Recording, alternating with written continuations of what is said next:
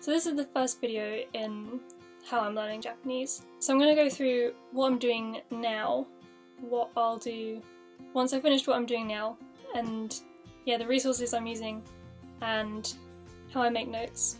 So for the first thing, currently I'm sort of reviewing the N5 stuff. I'm just using websites online. I'll link everything below. I'm just using like lists of N5 grammar and vocab and kanji to know. So that's not really a resource I can show you, I've just got my notes, so that'll be in the next video. So the lists that I'm following online literally just have the, I don't know what you call it, the verb, the particle, the form, whatever. It doesn't give an explanation or anything. So I use a dictionary of basic Japanese grammar, kind of for the explanations and extra information. It goes into a lot of detail. I think this is really useful. There's 3 of these, I think. I think there's an intermediate and an advanced one, but this is only for the level I'm at now, so this does just fine. For the kanji, there's a textbook I'm using, Kanji Master N5. I basically know all of these already, but it's nice to review it all again, and this is really useful for someone who's completely new to kanji. It goes through, I'll find one that I haven't written yet. So it gives you pictures rather than words for the meanings, and then there's the readings and practice, and then fill in the gaps. And there's a lot of exercises as well. So there's like here. And it tests you on the readings, so you have to fill in the readings, and on writing them, so it'll give you the reading and you have to write the kanji, which I think is very useful. So I'm going to get the next one as well. I'm going to get the M4 one once I finish revising, and then yeah, I plan to continue with this series for kanji. I think it's really useful. Similar to Korean, I also have 600 basic Japanese verbs.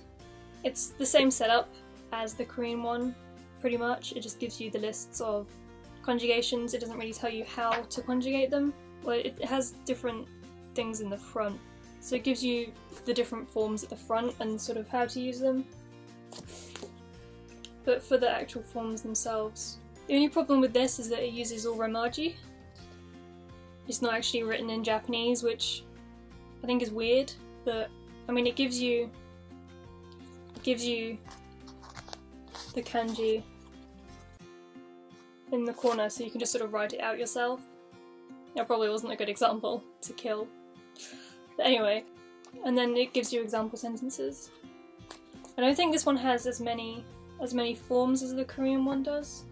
But yeah, it's very useful if you just want to look up how to conjugate something, because I know a lot of people struggle with verb forms and conjugations and things, so this is definitely useful if that's something you struggle with.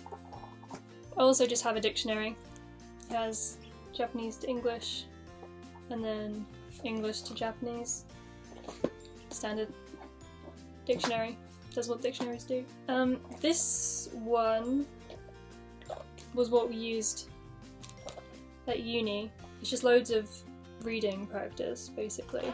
There's different kanji and different questions and things, like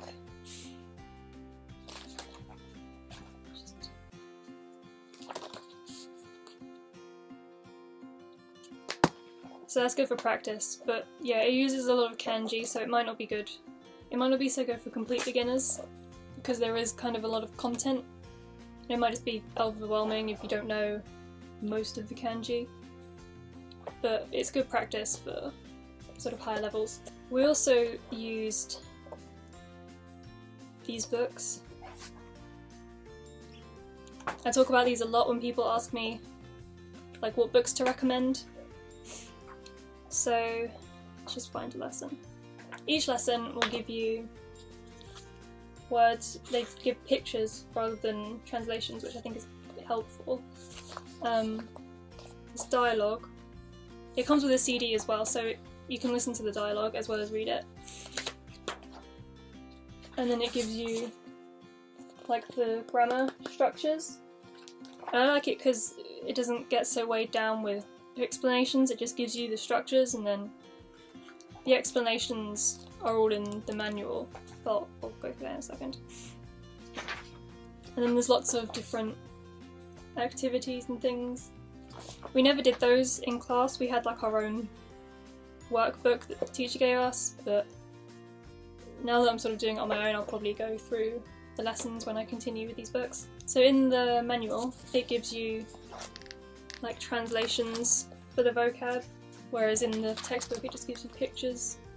It gives you translations for the dialogues, which is useful in case you're like not sure of a word or what it is exactly they're trying to say.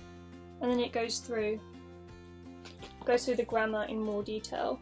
So that is that's the form that would be in the textbook, and then you can look it up in the manual, which I think is useful. So yeah, I definitely recommend getting both the textbook and the manual.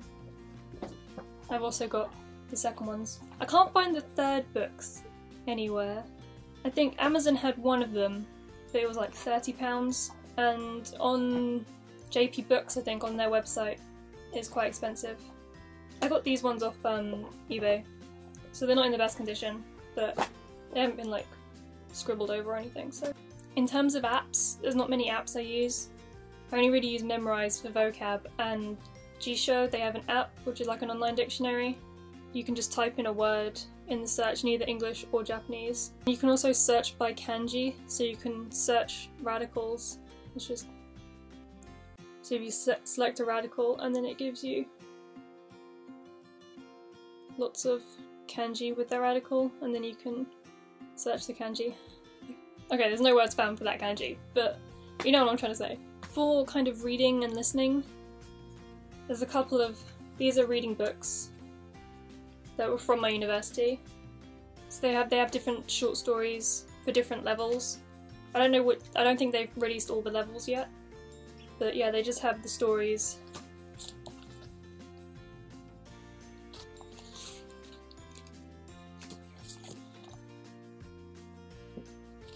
Which is useful for practice. I also read a couple of manga in Japanese. I've got Carnival. I love Carnival. I've got them in English as well.